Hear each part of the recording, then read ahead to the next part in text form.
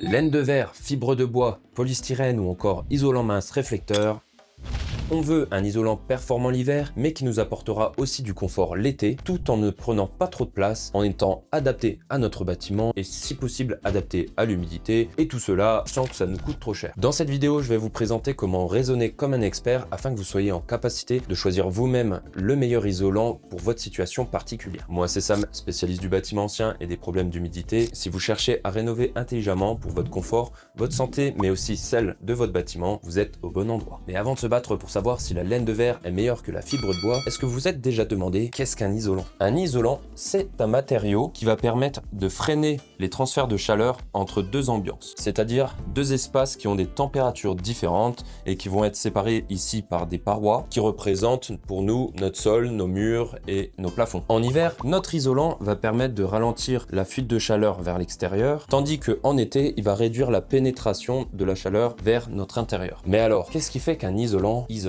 Eh bien, c'est sa faculté à contenir de l'air immobile. Et donc, si on vient regarder de plus près un isolant fibreux comme la fibre de bois ou la laine de verre, eh bien, on se rendra compte que ce sont simplement des fibres qui viennent emprisonner de l'air. Quant au polystyrène, moi j'en ai pas beaucoup, eh bien là, l'air sera contenu à l'intérieur de ces bulles de matière. Et donc, maintenant qu'on a posé ça, je vais vous présenter 10 critères qui vont vous permettre de réellement comparer les isolants entre eux, mais surtout de choisir le bon en fonction de votre situation. Et vous allez voir que parfois, on vous vend du rêve sur des détails alors que l'essentiel est ailleurs. Et on débute avec le critère que tout le monde va regarder en premier, c'est la performance thermique de son isolant. On va se dire que si notre isolant a une bonne performance thermique, eh bien forcément, il va bien nous isoler et on va pouvoir faire de grosses économies de chauffage. Et donc cette performance, on la résume souvent au lambda et en fonction de l'épaisseur à la résistance thermique. Ce qui représente sous sa forme barbare, c'est la conductivité thermique du matériau. Ça veut simplement dire à quel point notre matériau va laisser passer la chaleur. Si le lambda est faible, eh bien il va moins conduire la chaleur à travers le matériau. Et au contraire, si le lambda est élevé, et bien là, il va être plus conducteur et donc notre isolant va moins isoler. Et pour que vous ayez une meilleure idée de ce qui se fait au niveau des isolants, et bien voici une échelle des lambda avec les différents isolants. Au tout début, on va avoir l'aérogel que personne connaît en France, qui est extrêmement isolant. Son lambda va être autour de 0,016 ou 20. Et puis ensuite, quand on avance, on va voir tout ce qui est polyuréthane, puis polystyrène, et ensuite vient les isolants minéraux comme la laine de verre et la laine de roche, qui vont être pour la meilleure laine à 0,030, puis on gravit jusqu'à 0,04 ou 45. Et en parallèle, on va avoir tous les isolants biosourcés qui vont arriver à partir de 0,035, comme par exemple la fibre de bois, la ouate de cellulose, le coton recyclé, la laine de mouton, etc. Et donc là, on voit que les ordres de grandeur sont quand même relativement proches, même si on peut passer quand même du simple au double entre le meilleur isolant et le moins bon. Et puis ensuite, comme ça, on va avancer vers tout ce qui est correcteur thermique et béton allégé, comme le chaux-chanvre, la terre-paille, etc. Et donc là, on sera plutôt autour de 0,1, ce qui permet de voir qu'un correcteur est 3 à 5 fois moins isolant que la plupart des isolants. Et puis, quand on avance encore sur cette échelle du lambda, eh bien, on va arriver aux matériaux de construction normaux, comme l'enduit à la chaux, une dalle béton, etc. Et on peut remarquer qu'entre le meilleur des isolants et une dalle béton, on est 100 fois plus isolant quand même. Mais tout ça, eh bien, faut le mettre en rapport avec l'épaisseur de son matériau, c'est-à-dire le R. Avec un même lambda, eh bien, plus on va mettre d'isolant et plus le R va être important. Et en réalité, c'est sur le R qu'on va se concentrer pour connaître la performance thermique de notre paroi. Et c'est d'ailleurs là-dessus que les aides de l'État, les réglementations thermiques et le DPE vont se baser. Et là, pour vous donner des ordres de grandeur, au niveau des murs, on va chercher un R de 3, 4, voire 5. Au niveau de la toiture, là, on sera plutôt au-dessus de 7, voire jusqu'à 10. Et donc, comme ça, en fonction de l'épaisseur disponible et de ce qui a besoin le plus d'être isolé, on mettra un R plus ou moins grand. Et tout ça, c'est génial parce que on va avoir des chiffres et donc on va pouvoir comparer nos isolants. Et c'est là que le problème commence. Parce que la réalité, ce n'est pas celle du logiciel, ni celle du laboratoire où on a fait nos tests. Ce fameux lambda, eh bien en réalité, il va varier en fonction de plein de paramètres, comme par exemple la nature et la structure du matériau, sa teneur en air et en gaz, l'humidité, la température, sa dégradation à travers le temps, et puis même comment il a été mis en œuvre. Et oui, qu'est-ce qui va se passer si l'isolant se tasse avec le temps, ou que l'on vient marcher dessus, ou encore que des rongeurs viennent faire leur nid? Mais aussi, s'il y a de l'humidité dans notre isolant, eh bien, cette humidité va venir remplacer l'air qui se trouve entre les fibres, et sachant que l'eau est 24 fois plus conductrice que l'air, et bien tout de suite votre isolant il va moins bien isoler.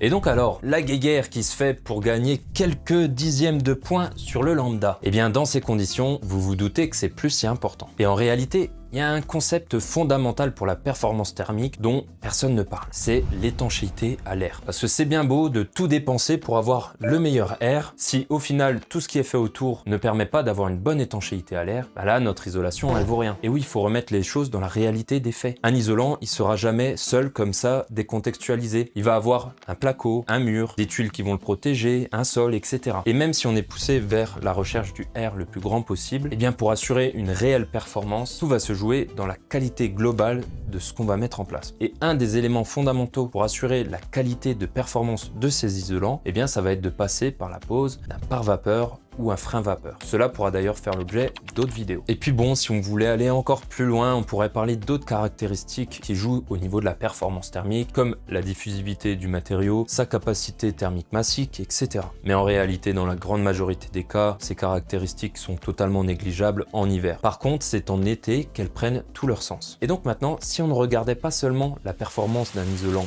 d'hiver, mais aussi comment il se comporte en été.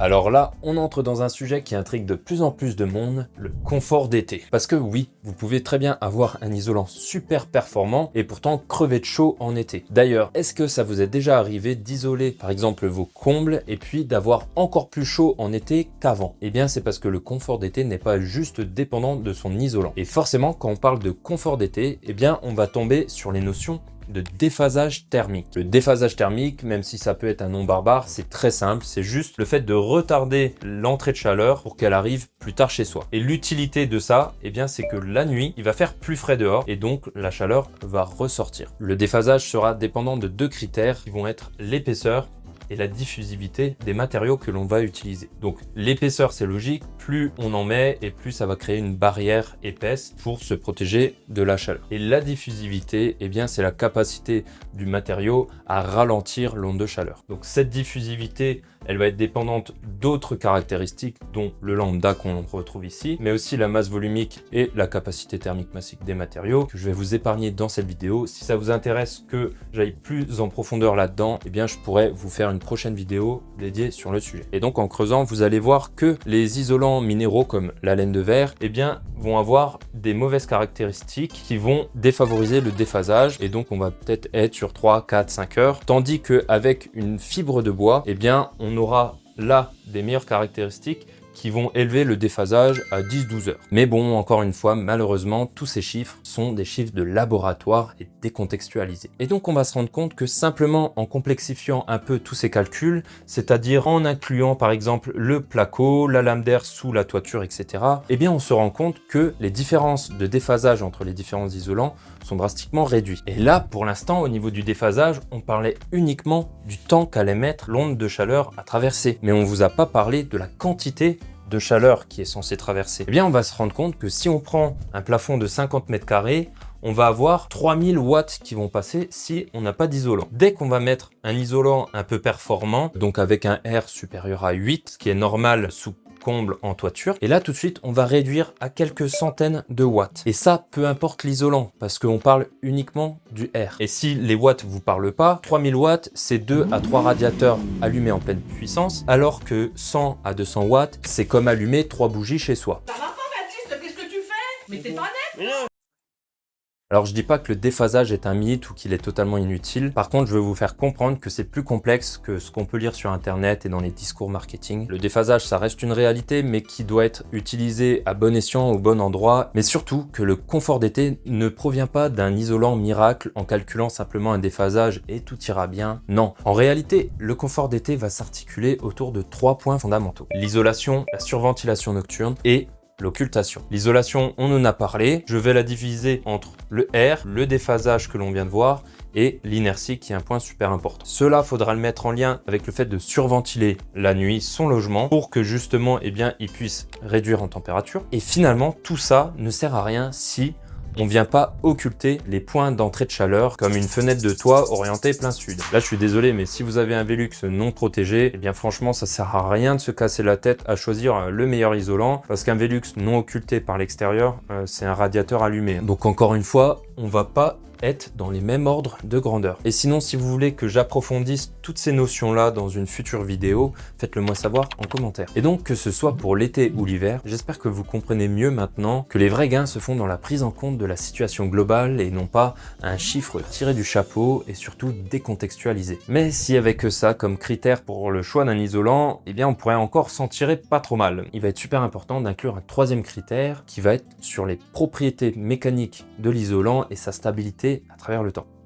Donc maintenant qu'on a compris les notions pour le choix d'un isolant performant en hiver et en été, eh bien il faut aussi se demander s'ils vont être performants longtemps. Parce que c'est bien beau qu'ils soient très performants le jour où on l'achète, mais s'ils se dégradent très facilement et très rapidement, ça va poser problème. C'est pourquoi, pour moi, il est fondamental de prendre en compte les propriétés mécaniques de son isolant. Et grâce à ça, on pourra mieux choisir le type d'isolant en fonction de sa situation. On va voir la résistance à la compression. Est-ce que votre isolant va être capable de soutenir des choses lourdes? Par exemple, si on isole un sol, on veut qu'il soit résistant à la compression pour qu'on puisse mettre une chape et marcher dessus. Mais dans d'autres situations, comme par exemple les combles, eh bien, il faut faire attention parce que si on met un isolant qui n'est pas résistant à la compression, eh bien, il ne faudra pas marcher dessus, car son rôle n'est pas du tout d'être résistant à la compression. Un isolant qui s'écrase, c'est un isolant qui va perdre ses performances. Le deuxième point, c'est de savoir si il va se tasser dans le temps. Parce que sans même y toucher, il y a des isolants, comme par exemple les isolants insufflés, eh bien, qui vont se tasser dans le temps et perdre jusqu'à 20 à 30% d'épaisseur. Et là, le plus gros problème, c'est que si ça arrive alors que votre isolant est un isolant mural, eh bien, vous allez avoir un manque d'isolation dans le haut de vos murs et ça provoque un gros pont thermique. Et moi, j'ai déjà vu des grandes bandes de moisissures en haut des murs à cause de ça, en plus des déperditions thermiques que ça provoque. Le troisième point, est-ce que l'isolant va se tenir en place? Parce que si on prend un isolant souple qui est fait par exemple pour des combles et qu'on vient le placer sur le mur, eh ben, il risque d'être trop souple, pas adapté au mur et donc de ne pas se tenir et alors créer potentiellement des ponts thermiques. Bon, ce point là c'est assez facile, en général il y a un petit logo sur l'isolant qui vous indique où le placer, mur ou plafond. Le quatrième point dont je voulais vous parler, c'est le remplissage, parce que en fonction du type d'isolant qu'on va utiliser, eh bien on pourra peut-être pas bien combler tous les trous. Par exemple, entre montants, il faut du assez souple quand même pour rentrer dedans et qu'il soit légèrement en compression, parce que par exemple si on prend du rigide qui est fait pour l'isolation extérieure par exemple, pour isoler entre montants, ça va pas très bien se passer. Et de la même façon, parfois on a des points singuliers dans les combles, derrière une pièce en bois, autour de tuyaux ou je ne sais quoi, et alors l'insufflation permet de remplir mieux que si on avait des panneaux souples ou rigides. Ensuite, il y a aussi la structure de l'isolant qui va impacter finalement ses performances, parce que par exemple si on utilise un isolant fibreux, eh bien il sera beaucoup plus sensible aux fuites d'air, parce que du fait même que sa structure est fibreuse, eh bien l'air va pouvoir s'engouffrer entre les fibres, tandis qu'un isolant à structure fermée, eh bien sera étanche à l'air et n'aura pas ce problème-là. Mais il n'y a pas que les courants d'air qui peuvent faire baisser les performances de son isolant, il y a aussi toutes les agressions que l'on va avoir, les rongeurs. Avez-vous déjà vu un rat? Regardez sur mon épaule. Sur mulot, c'est de la saloperie. Qui vont nous faire des galeries et donc défoncer nos isolants. Mais on peut avoir aussi d'autres choses comme un humain qui vient marcher dessus, ou encore de l'humidité, des poussières, etc. Et donc en fonction des situations, ça va peut-être être plus favorable d'utiliser un isolant rigide qui est résistant aux agressions, à la compression, etc. plutôt que d'aller dans un isolant peut-être plus fibreux et plus performant, mais qui va se dégrader à travers le temps et au final, dans 10-20 ans, il sera bien moins performant que le premier isolant qui aurait gardé ses performances à travers le temps. En tout cas, ce qu'on peut retenir de ce point-là, c'est que un isolant qui ne tient pas dans le temps et qui ne résiste pas aux agressions, eh bien c'est juste un problème différé. Donc là c'est bon, on a un isolant performant en été, en hiver et en plus qui est stable dans le temps et à travers les agressions. Mais maintenant, qu'est-ce qui se passe si on vient lui ajouter de l'humidité ? Alors là, on arrive sur un point central qui peut faire passer d'une rénovation intelligente à une maison qui pourrit. Je veux bien entendu parler de l'humidité. Alors si vous y êtes déjà intéressé, vous avez sûrement dû entendre que les isolants biosourcés sont géniaux parce qu'ils vont mieux gérer l'humidité, surtout dans les bâtiments anciens. Et malheureusement, c'est bien plus complexe que cela et c'est même carrément dangereux de véhiculer de tels propos. Parce que des problèmes d'humidité générés par ces isolants, eh ben, j'en ai déjà vu quand même plusieurs. Parce que, encore une fois, il faut comprendre la situation dans sa globalité pour pouvoir agir correctement. Et donc quand on parle d'humidité, en réalité, eh bien, il y a plusieurs points à voir. Tout d'abord, est-ce que notre isolant va être étanche à l'eau liquide. Ça va être important par exemple en toit terrasse ou dans certaines isolations extérieures ou encore au niveau du sol. On pense par exemple aux isolants chimiques comme le polyuréthane et le polystyrène qui vont justement être adaptés lorsque l'on cherche une étanchéité à l'eau liquide. Et là, il faut pas confondre avec la perméance à la vapeur d'eau parce qu'un isolant peut très bien être étanche à l'eau liquide mais laisser passer quand même un peu de vapeur d'eau. C'est d'ailleurs ce que l'on cherche quand on fait des enduits extérieurs. On veut une étanchéité à l'eau liquide, mais on veut que ce soit quand même très ouvert à la vapeur d'eau. Et donc là, la valeur qu'on va retenir, c'est le fameux SD, qu'on peut retrouver aussi avec les pare-vapeurs et les freins vapeur. C'est sa capacité à laisser transiter la vapeur d'eau à travers lui. Et ça, c'est pas dépendant de si notre isolant est naturel ou quoi.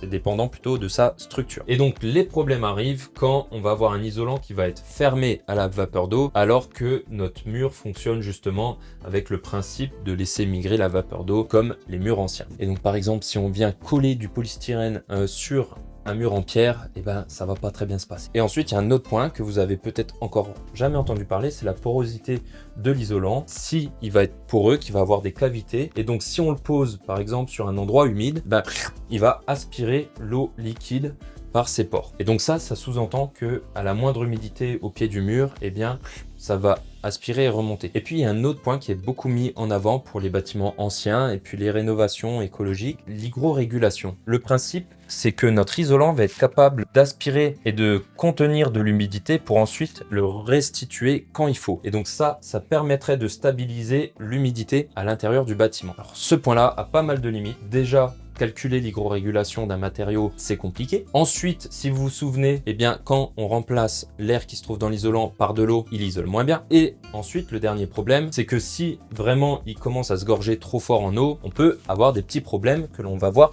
juste après. Mais dans certains cas bien réfléchis, ça peut quand même être efficace. Le dernier point qui est des plus importants, ça va être la résistance de son isolant à l'eau liquide. Tout d'abord parce que l'eau peut être une agression pour notre isolant et le dégrader dans le temps. Par exemple, les laines minérales comme la laine de verre, eh ben, ça tolère pas très bien l'eau et donc à force d'être humidifié, eh bien, ça va se dégrader. Et ça, c'est d'autant plus vrai avec les vieux isolants. Parce que la structure des isolants et puis les adjuvants, donc ce qu'on vient y ajouter, eh bien, ça évolue avec le temps et ils sont de plus en plus performants. Mais quand même, l'eau, ça fait toujours des dégâts. Et finalement, est-ce que notre isolant est imputrescible? Oui, ça, c'est des petits champignons. Parce qu'il faut quand même le mentionner, il y a pas mal d'isolants, s'ils sont humides trop longtemps, ils vont moisir. Et si vous vous demandez comment connaître un peu tous ces critères-là sur les isolants, eh bien malheureusement, les données sont complexes, voire impossibles à trouver, parce qu'en réalité, eh bien si vous avez de l'humidité, vous n'êtes pas censé isoler. Et là-dessus, il y a un consensus, que ce soit pour les experts, mais aussi pour les réglementations ou les fournisseurs de matériaux, on est tous d'accord. Si on veut isoler, il faut d'abord résoudre le problème d'humidité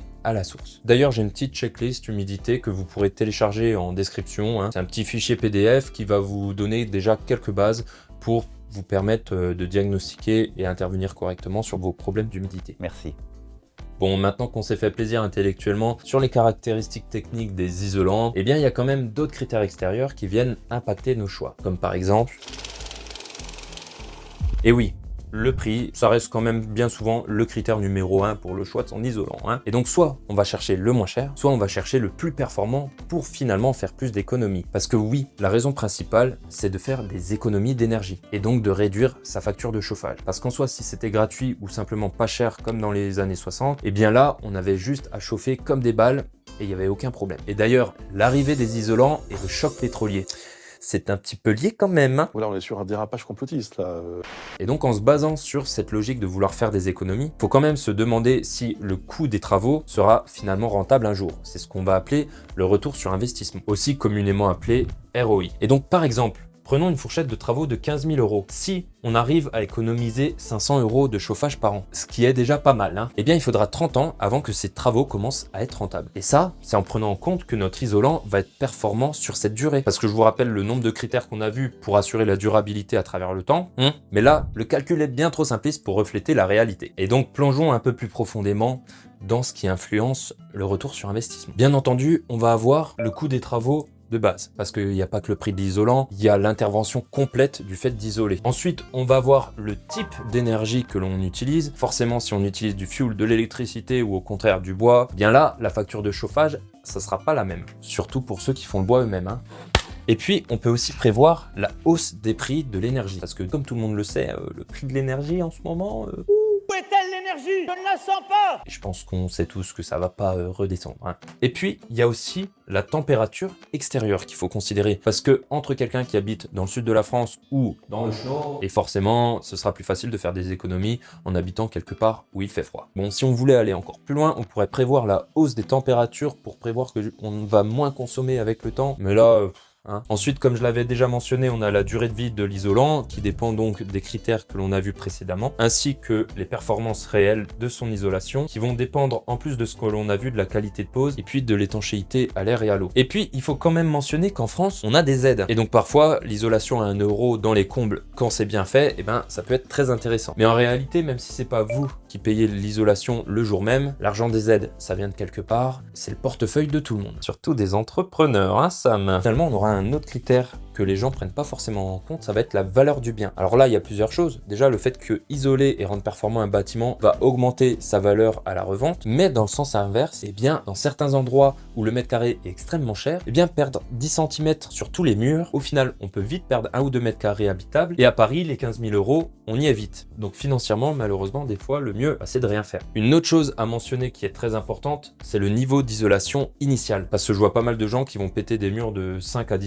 cm d'isolant en laine de verre. Eh bien, si on espère un retour sur investissement, pas la peine. Et puis, il faut quand même prendre en compte les facteurs humains, parce que c'est bien beau d'avoir un bâtiment performant, mais si derrière l'humain fait n'importe quoi, on peut quand même se retrouver avec des factures très élevées. On peut penser au taux d'occupation, par exemple avec le cas extrême d'une maison secondaire que vous utilisez que en été. Est-ce que ça va servir à grand chose d'isoler?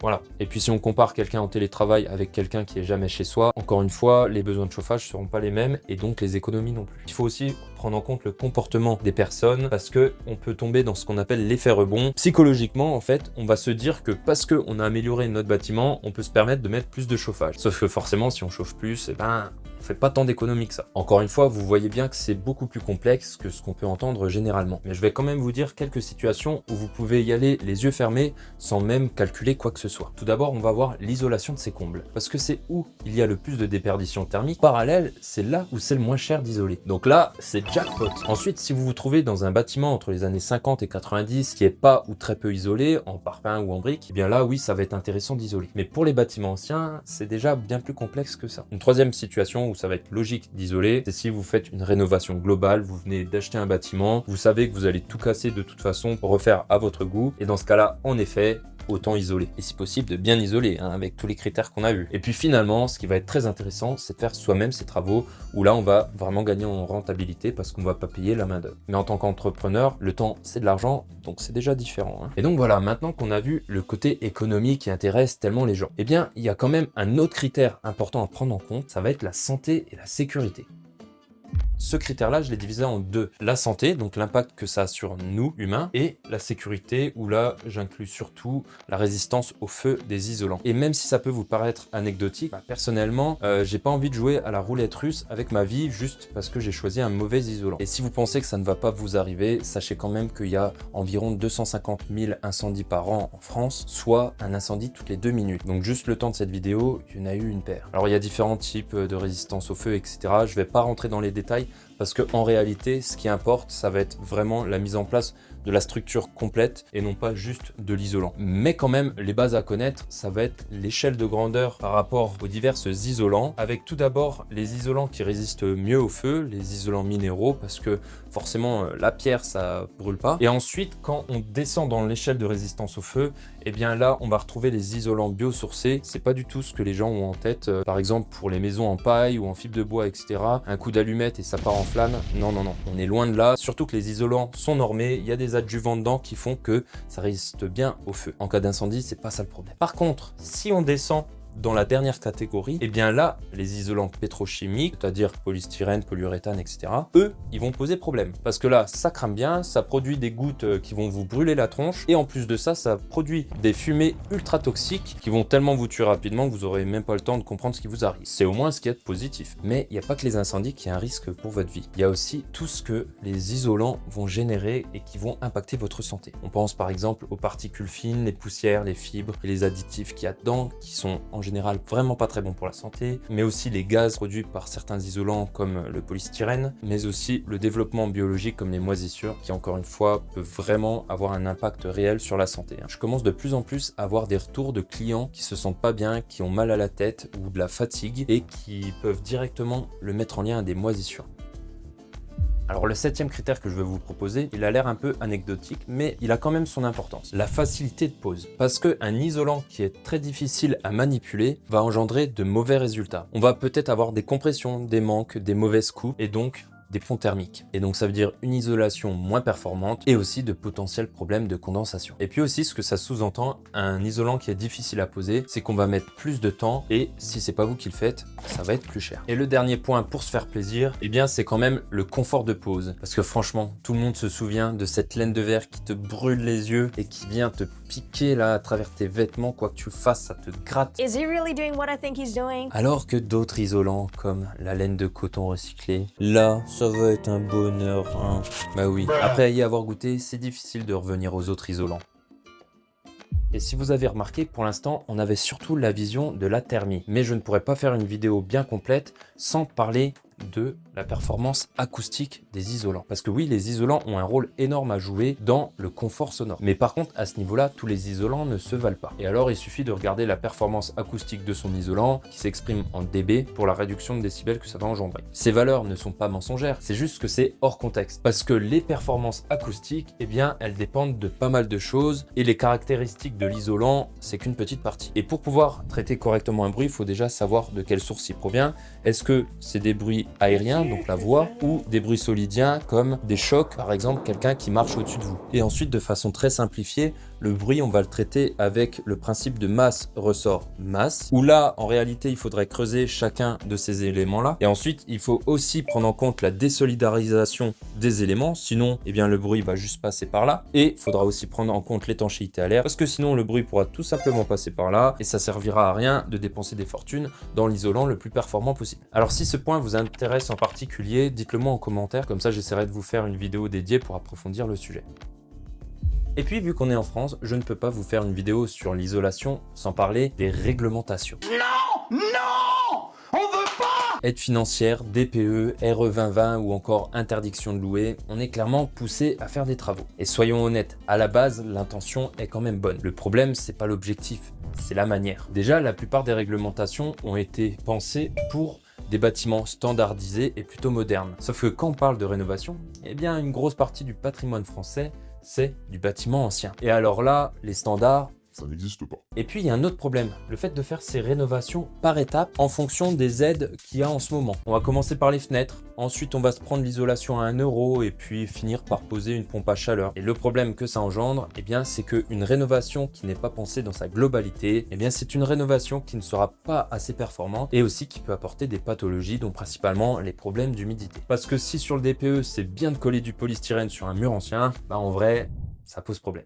Et donc entre solutions standardisées et DPE approximatifs et puis parfois volontairement ajustés, eh bien on obtient des travaux qui respectent la réglementation, super, mais qui ne respectent pas la logique constructive du bâtiment et qui apportent des résultats approximatifs et une performance réelle loin de celle annoncée. Le vrai enjeu, ce n'est pas de rentrer dans une case, mais de comprendre le bâtiment et d'agir intelligemment même quand la réglementation pousse dans l'autre sens. C'est d'ailleurs le rôle des habitologues d'analyser un bâtiment avec une vision globale, d'identifier ses forces, ses faiblesses, mais aussi les potentielles pathologies et de vous guider vers une rénovation saine, durable et adaptée au bâtiment et à votre projet. Donc si vous désirez faire appel à un habitologue pour une analyse, eh bien le lien sera en description. Et en indiquant que vous venez de ma part, je pourrai toucher une contribution, ce qui me permettra de financer les prochaines vidéos.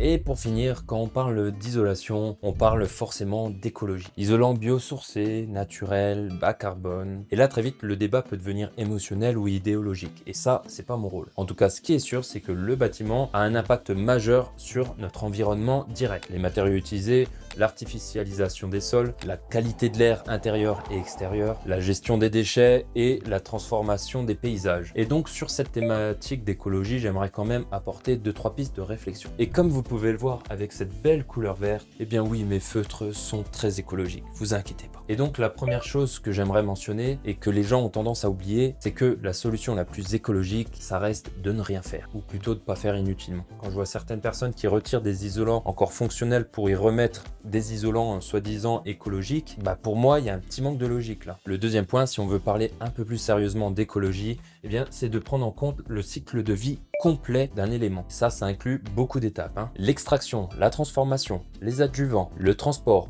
la mise en œuvre et la durée de vie, et sans oublier le plus important, qu'est-ce qu'on en fait à la fin. Et donc sous ce prisme-là, est-ce qu'un isolant naturel mais qui a été prélevé à l'autre bout du monde avec des adjuvants chimiques assez lourds pour le rendre compatible au bâtiment et en plus qu'il rendra difficilement recyclable, est-ce vraiment plus écologique qu'un isolant minéral par exemple qui serait fait en France, localement et avec des adjuvants naturels? Bon, heureusement la plupart des isolants naturels sont quand même fabriqués en France et dans de bonnes conditions pour assurer que ce soit pas du greenwashing et qu'ils apportent réellement une plus-value. Et finalement, le dernier point, ça vaut aussi pour l'écologie. Il faut remettre les choses dans leur contexte et leur ordre de grandeur. Dans un bâtiment et une rénovation, l'isolant, ce n'est pas du tout ce qui pollue le plus. Ce sont les fondations, la maçonnerie, les bétons, les aciers, les transformations lourdes. Se focaliser pour gagner un peu sur l'isolant alors que derrière on fait n'importe quoi dans sa rénovation, mais c'est bon, on va rattraper avec une pompe à chaleur, pour moi c'est complètement passé à côté du sujet. Si on veut parler d'écologie, il faut pas parler d'étiquette, mais de cohérence globale du bâtiment et de la rénovation. Ça passe par le fait de faire durer les choses et en l'occurrence d'entretenir notre patrimoine et nos bâtis anciens. Et bien maintenant qu'on a vu un peu tous les critères qui pouvaient influencer le choix d'un isolant, eh bien j'aimerais quand même vous poser une question. Est-ce que vous vous êtes déjà demandé pourquoi vous voulez isoler? Cette question qui a l'air un peu bête est en fait fondamentale. Outre l'isolation acoustique, on va isoler pour deux choses. Faire des économies, c'est ce qu'on a déjà vu, mais aussi être dans le confort. Et ça en réalité j'en ai pas trop parlé et pourtant c'est le point central dans tout ça. Parce que isoler c'est bien beau et ça a un effet sur le confort. Mais il existe tellement de critères qui influencent le confort qu'en réalité tout miser sur l'isolation, encore une fois, eh bien c'est passer à côté d'une grosse partie du sujet. Et pour cela je vous laisse aller voir ma vidéo sur les radiateurs dans laquelle j'explique pas mal les notions de confort afin de choisir correctement son radiateur.